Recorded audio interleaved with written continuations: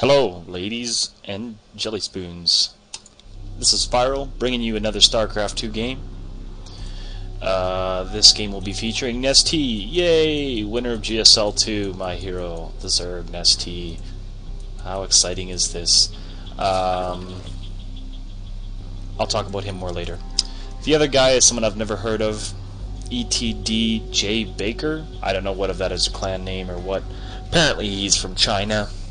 Nestea is a Korean. I'm just going to call this guy Baker. Playing the Protoss down here in the south. We're on Lost Temple.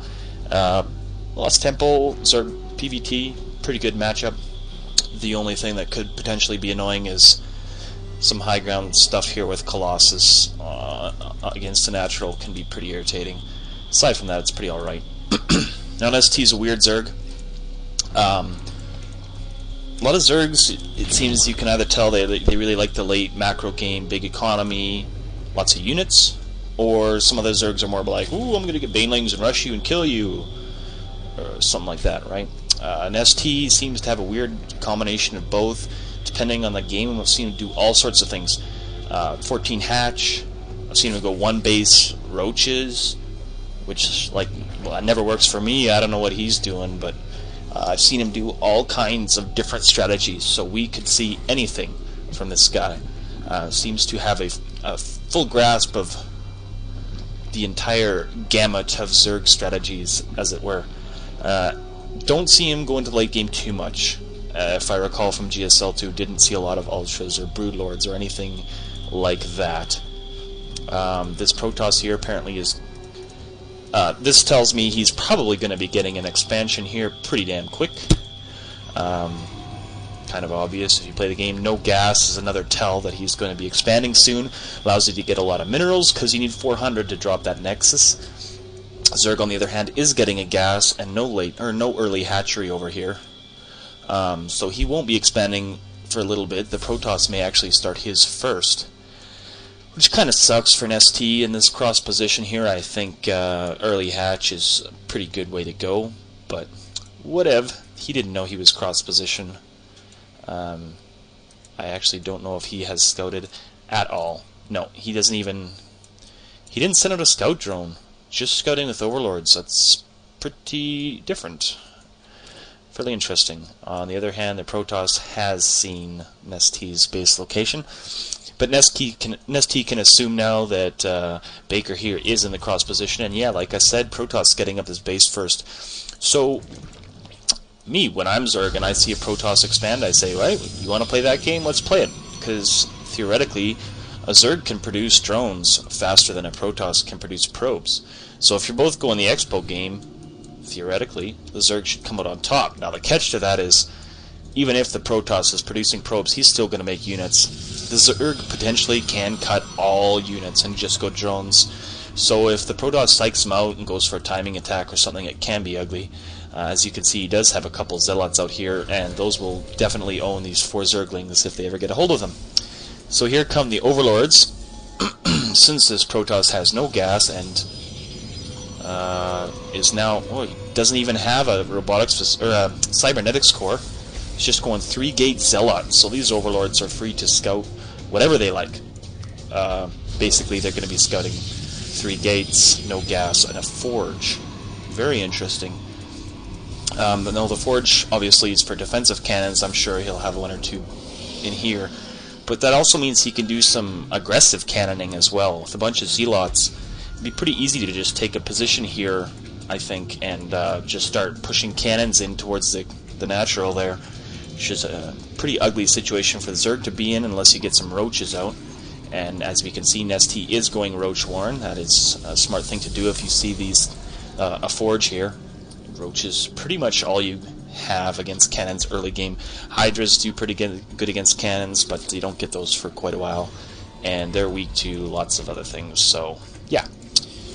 Nice pylon out here to scout the edge of your base. He is getting double gas now in the Cyber Core. So the Overlords have got to go because Stalkers will be coming. Nice little choke here. There is no way that Zerglings are going to break that. A few Banelings would bust through that, but going Banelings against Protoss isn't usually something you want to do. They have too many armored units. The only thing that Banelings really work against is Zealots. A few Stalkers and your Banelings are just crap. Nestea has his speed upgrade, as you can see by the little wings on his Zerglings, CA. And he's going for 4 gas. Wow. Oh, so to me, 4 gas, anytime I go 4 gas, it's mutas. It's the only reason you would need all that gas, unless you're going to go like Hydra, double evolution chamber, and like mass upgrades. Otherwise, you're going to have a hard time spending all that gas. He is getting the layer, which again also points to Mutalisks. Now I wish he would creep this, because right now if like Phoenixes or something stupid flew into his base, the Queens are very immobile. They can't get together, which is what you need against any quick air. And he doesn't really know, and here it is, see, quick air, getting the Stargate, Void Rays. And this is exactly why you want to creep this, because the Void Ray will attack here, kill the one Queen, the other Queen's like, well, I'm so fat and slow, I can't get there, and then by the time the main Queen gets down to the expansion, the Void Ray ends them back to the main, and then you want to punch yourself in the face. So here comes a little timing attack, maybe, where he's just securing his tower. Not a huge force. Oh, it would take us 1 round of Zerglings to deal with that, not a big deal. Let's check out the production tab here. 5 roaches and roach speed. Not really what you want against Void Rays, but hey, whatever. Roaches are going to be good. Definitely good against those Zealots, and he's so-so against Stalkers. So we'll see what that Void Ray does. Oh, he goes for the Overlord. It's a little bit unfortunate. He just gave away that he's getting Void Rays. So we'll probably see a Hydra Den pop any second. Right there. Naturally. At the natural. Oh ho. See what I did there? This Protoss is going for a crazy econ game, busting open the rocks. So is the Zerg. So we're looking at like 3 base Protoss against 3 base Zerg. You don't see that every day. Usually 2 base Protoss is what you see. So the Phoenix is out here scouting about, but one Phoenix can do all of nothing against these Queens and stuff. They're going to poke at some Overlords, but it doesn't matter, not one bit. Pretty significant ground army here. The Void Ray is going to catch this, but I mean, even if he just tanks that Void Ray damage, this is going to do reasonable amounts of damage. Well, maybe not. That cannon is a bitch. Straight up. This isn't going to work. He's got to run. Not going to happen. Yeah. That high ground there is just too powerful. So he lost a couple roaches to stupid Void Ray, but it's not a big deal. It doesn't look like the Protoss is sticking with a whole lot of air. Oh, he is getting a second Void Ray. But still, only 1 Stargate. He's getting a robotics facility and a Robo Bay. So he's looking at Colossus. And the idea here is you get a couple air, freak the Zerg out, force him to go Hydras, and then you get Colossus, which absolutely clean up Hydras. So air isn't... It's just a psych out, basically. He's psyching out the Zerg with his air units here. Getting the 3rd base up. Wow. That is a stupid fast base for a Protoss for 3rd base. Impressive. And interesting. We'll see if he can hold that. I don't think he'd be able to do this if they weren't in cross positions, but they are. So it's going to be a very late game. He does have a Hydra out here. Doesn't look like he's committing too much into Hydras, which is good. He's only got about 6 right now, which is nice. Roaches are a lot better against Colossus. Even though they're shorter range, they just have so much more hit points. Whereas Hydra's sitting at 80, they just get bzz, bzz, bzz, and they're dead. That's just all she wrote. You do not want Hydras against Colossi.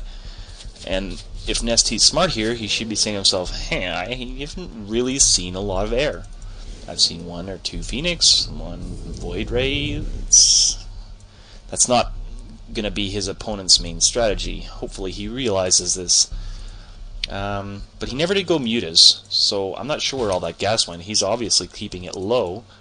Looks like he's fully upgraded his roaches, burrow movement. Got Overlord speed. Oh, here's the double evolution chambers, so he's going ranged and carapace. Good stuff. That's a pretty common strategy to see against Protoss, just a lot of Roach Hydra. Wouldn't be surprised to see him mix some Infestors in. He's getting a lot more Hydra. This is kind of unfortunate. I could see this ending very badly. If that Protoss gets maybe 4 Colossi, that's going to be a little crazy. Checking the APM. Well, 150, 160 for Nestea and 110 for Baker. Checking the resource, Baker is massively falling behind on his macro. He has 1,000 minerals, which means all things even. Well, actually, even Nestea's got quite a lot of minerals as well. Oh, Protoss just spent everything. Holy snap and arseholes, that was a lot of stalkers. So, it looks like he's going to be starting some pretty serious military production here. Still producing probes for that last base. Getting Blink. Blink is annoying, although Hydralisk's really good against Blink. It's pretty hard to get a positional advantage on them because they're the same range as the stalkers, so Blink doesn't really matter too much. Try to do some clever Roach Burrow shit there, but that's not happening. Cannon or this observer must have seen it. Lost a couple roaches, not that big of a deal, but he did manage to scout these 3 Colossus, so he knows exactly what's going on. Best place to fight Colossus is on Creep. Creep is huge for Hydras, makes them fast, so you can get out of the range of these guys' massive AoE, and hopefully kite and kill some of these stalkers, because they are a bit quicker than the Colossus, so they have a tendency to come out into the front. It's going to be a pretty epic battle right about here, and this high ground, very good for the Colossus, keeping them safe. Again, the Protoss doesn't really want to fight on that Creep. Putting up this proxy pylon, we are going to see one big frickin' battle here. Wow, Infestor does pop out, but he's not going to have enough to fungal, so that's pretty much useless. Oh, massive force fields, good retreat. Good retreat on the Zerg's part there. Tons more Stalkers warping in, holy mother of God. Zerg has way too much money, 1,600 money, I don't think he should be fighting this. Oh my God, it looks terrible, the force fields are all over, and the Colossus are just melting everything. It looks like the Psycho with the air worked. Holy shit.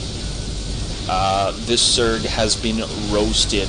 Way too many Hydras, and those 4 Colossus just cut everything down. Wow. There's almost no way he could possibly come back from this. This is what you call critical mass. Ooh, a fungal growth, like it matters. Colossus have 350 HP. Not going to do anything. The shields are just going to absorb all that damage and then regenerate. Boo earns. Blink keeping some Stalkers alive. Not that it really matters.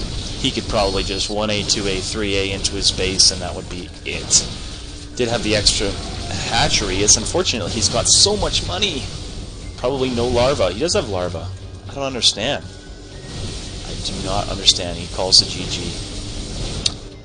Well, there you go. There's the Season 2 champion. I am Nestea getting obliterated by some dude named Baker from China. How come we didn't see him in the GSL? The heck? Though I don't think this was Nestea's best game. Way too many Hydralisks.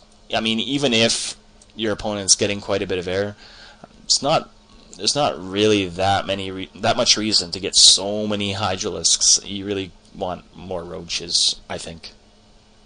Probably would have helped him more. And the second he saw these Colossus, what most Zergs do is get Corruptors, because once you get a critical mass of Colossus, you can't beat them on the ground. They just obliterate everything. I guess you could use Infestors with Neural Parasite, but that rarely works. The range is short, the Stalkers own your Infestor.